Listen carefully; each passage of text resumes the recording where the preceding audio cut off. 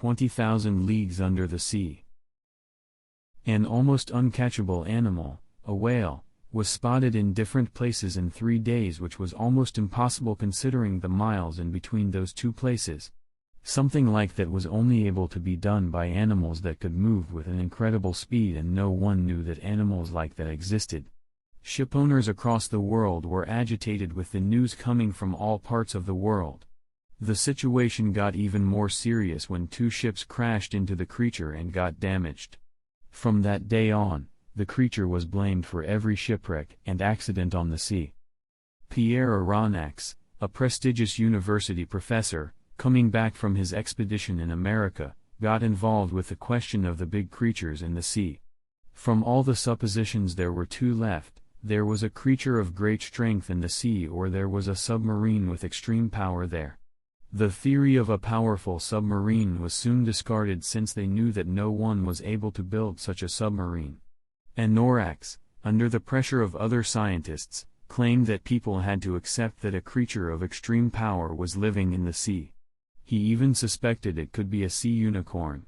His opinion caused a lot of discussions because the depths of the sea weren't researched as yet. An expedition team gathered in New York and decided to look for the creature. The creature was spotted in the Pacific Ocean, so they fully equipped the submarine and went on their journey.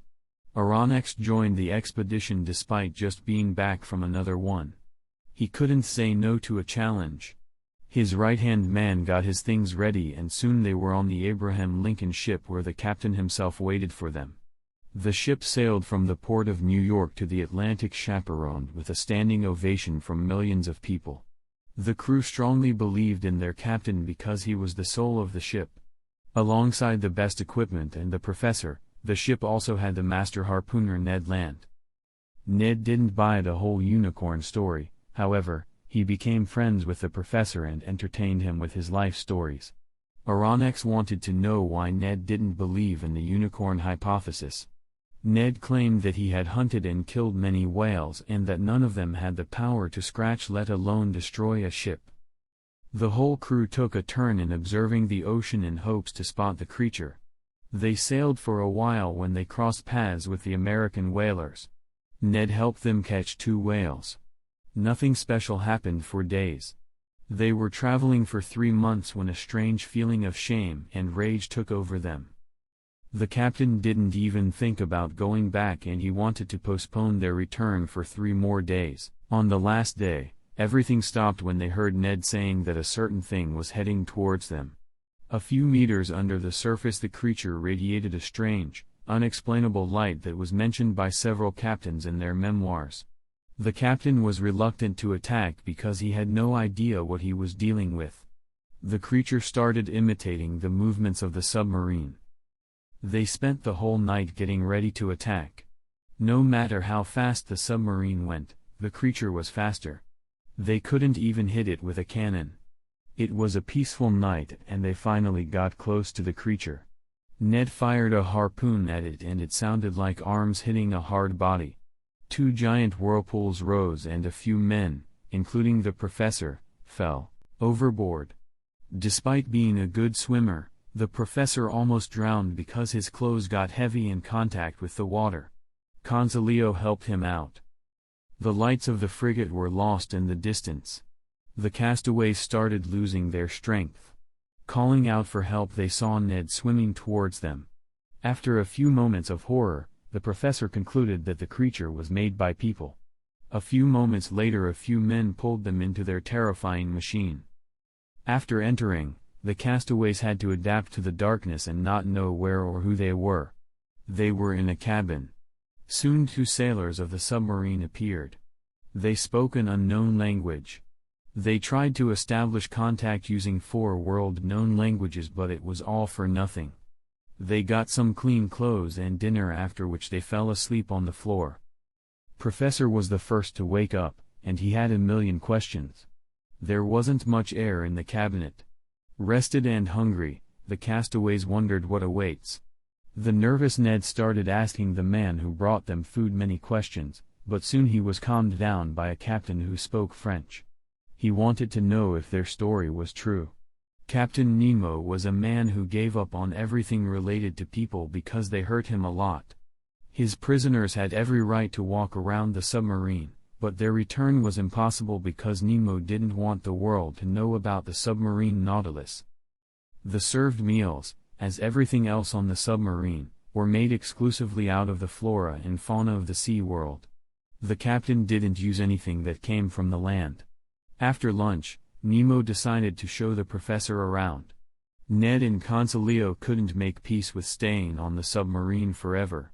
On the other side, the professor loved the idea of getting to know all of the secrets the depth of the sea held. The first room which got Aronnax's attention was the library. It was the biggest library he had ever seen. There was also an art gallery filled with important work. He was especially interested in a collection of rare animals and plants. Nemo enjoyed showing Aronnax around because he admired his work. Entering the captain's cabin, Aronnax got familiar with all of the devices which controlled and moved the submarine. Finding out that the submarine was being run by electricity was amazing for him because in those times it was just a dream. He had many questions which were answered by the captain, who believed the professor would stay forever on the submarine. The captain himself engineered and built the submarine. He was an educated and rich man. The submarine dived out. They determined their position and the captain announced that their expedition was about to begin. Ned and Casleo wanted to know the topic of the conversation between the professor and Ned. All of a sudden they were left in the dark. The roof above their heads opened up and gave them a glance of the amazing blue sea and all of its beauties. Aronnax didn't see Nemo for 2 whole days. He decided to start writing a journal. On the 6th day, he received a letter from Nemo who invited them all to come hunting on an island. They were surprised because they thought that Nemo never left the submarine. Nemo explained their scuba diving suits and equipment which were deadly. After getting ready they went to the bottom of the ocean to hunt. All of the beauty, colors, and animals left a strong impression on them. In the forest, the trees and the plant didn't variegate, but they rose to the top of the ocean. After a long walk, they fell asleep for a while. Then they headed on and caught a huge sea spider. When they were returning to the submarine, they encountered a shark, but there were no troubles with it. They were back in the submarine. The next day, the sailors caught a lot of fish. Nemo held a speech about life in the ocean, its miracles, and its importance. After his speech, he disappeared again for a few days. 3 prisoners observed the beauty of the ocean through the glass ceiling every day. They were shocked by the sight of a shipwreck and many corpses. It was one of the many horrors Nautilus experienced. The coral island gave Aronnax a new chance to explore something new. Thousands of past leagues gave him many memorable sights of Fiji, Tahiti, and similar islands.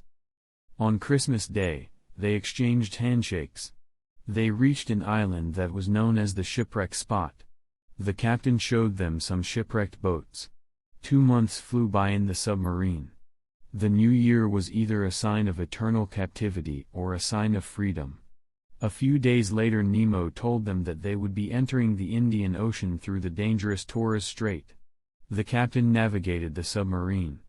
Soon they hit a reef, and the submarine was motionless, leaning to the left side. The captain decided to wait for the tide to help them. Ned had a strong desire for meat and hunting on land. With the captain's permission, they went hunting on the island. On the first day, they got a lot of fruit and brought it back to the submarine. The next day they hunted a bird. Ned managed to shoot a pig and 5 kangaroos. After a delicious dinner, Ned didn't want to come back to the submarine when they noticed a group of natives coming their way and they didn't look very happy. Professor and the others managed to go back to the submarine. The captain wasn't surprised by the natives roaming around the submarine. The professor and Consolio managed to find a rare shell that was worth a lot of money. While they admired it, a native man shot it with a stone. They almost forgot about them when they saw them forming a circle in their boats around the submarine. Nemo wasn't still agitated about the natives because the submarine had an electric fence around it. As the captain thought, The submarine went back peacefully to the depths of the sea. Aronnax became more and more fascinated with the submarine. Everything was new to him, so he observed everything with a lot of attention. Something strange happened and it got the crew members and the captain upset. They observed the horizon. When Aronnax wanted to take a look, Nemo forbade it and took them to dinner, after which they got very tired. They knew that the food contained some sort of tranquilizer. Everything was normal the next day, except for Nemo, who was still clearly upset. He asked Aronnax for medical help for a wounded crew member. He had severe head injuries, and the professor couldn't save him. The next day they took a field trip carrying something on their shoulders. They all knew it was a wrapped-up body. They were going to a cemetery to bury the man who lost his life. Nemo decided to hold a real funeral for him at the bottom of the ocean. The professor started noticing the horrors of submarine life, and he pondered about running away somehow. The flora and fauna left them breathless again. They sailed toward civilized lands. One night, Aronnax and Conseil saw a magical animal that was thought to bring good luck. They reached the Ceylon Peninsula. The captain took them to see the pearls for which the island was known for. Ned and Consolio were taught all about the pearls by the professor, but he also talked about the danger of sea sharks. The next day they went looking for the pearls in a boat. The professor even got a knife in case they needed to protect themselves. Many shells of a different kind were in front of them. When they saw a man, they hid. He was attacked by a shark and couldn't defend himself. Nemo started fighting with the shark and he got in danger. Ned saved them, and for that, he received a bag of pearls from Nemo. The professor noted that Nemo wasn't quite as done with people as he claimed to be, because he tried to help the attacked man. Nemo explained that he relates to the man because he too comes from a suppressed nation. They reached the Red Sea and discussed its history. The captain wanted to enter the Mediterranean Sea through a secret tunnel. While sailing through the Red Sea, they saw some rare creatures which were specific to that area. Ned got permission from Nemo to hunt a whale because of its delicious meat. While they were going through the secret tunnel, Aronnax was granted permission to the main cabin. Soon they found themselves in the Mediterranean. The next morning the three friends started coming up with an escape plan. Aronnax was dead set on leaving, but his passion for new experiences kept him in the submarine. They didn't have an opportunity to leave because they didn't come near the European coast. While spending time with Nemo, the professor saw Nicholas, a scuba diver. The captain gave large amounts of gold to him so he could get it to a certain person. Soon it became hot in the submarine. They had to move fast to get out of the dangerous waters before the submarine got too hot to live in. During their stay in the Mediterranean, Nemo appeared only once. He wasn't fond of that sea because it brought back many memories and sadness. The velocity of the submarine didn't allow Aronnax to do new research. In the depths of the sea, they saw many wrecked ships. On an upcoming evening, Ned had an escape plan and made all of the arrangements. The professor was stunned and agitated. The moment in which they wanted to start their plan, came the captain. He talked about some Spanish cities which lost a lot of gold in the bay in which they were at the moment. They helped the poor and suppressed their gold. The next day Ned was unhappy because their plan failed. Nemo asked Aronnax to take a midnight walk with him. The path they took was very bad and steep. In the end, they found themselves at the top of a volcano and had a view of Atlantis. They soaked in the beauty of the ancient city and then they went back to the Nautilus. For some time they sailed over Atlantis and then they ended up in the dark, below the earth in the center of the volcano. Nemo's sailors got coal for their needs. Aronnax and his friends explored the volcano. They climbed and fell. When they went down, they took a nap and got woken up by the tide which brought them back to Nautilus. They proceeded to the Sargasso Sea. It was filled with dense seaweed and the submarine couldn't reach the bottom. In the next 19 days, they passed a lot of leagues, and Nemo didn't even show his face. He wanted to measure the depths and point the submarine towards the bottom of the sea. The next day Ned found out that the sailors thought exactly like Nemo. He was very displeased with that fact because he wanted to go back to dry land. A pod of whales caught his attention. He wanted to hunt. Soon he witnessed a battle between the submarine and the shells which attacked the whales. The submarine achieved great velocity towards the South Pole, and they could see the first icebergs. The captain skillfully avoided all of the ice until an iceberg did his fair share of damage. The iceberg wouldn't back down under the many attacks of the submarine which got trapped. To free themselves, they had to dive under the submarine and exit on the open sea.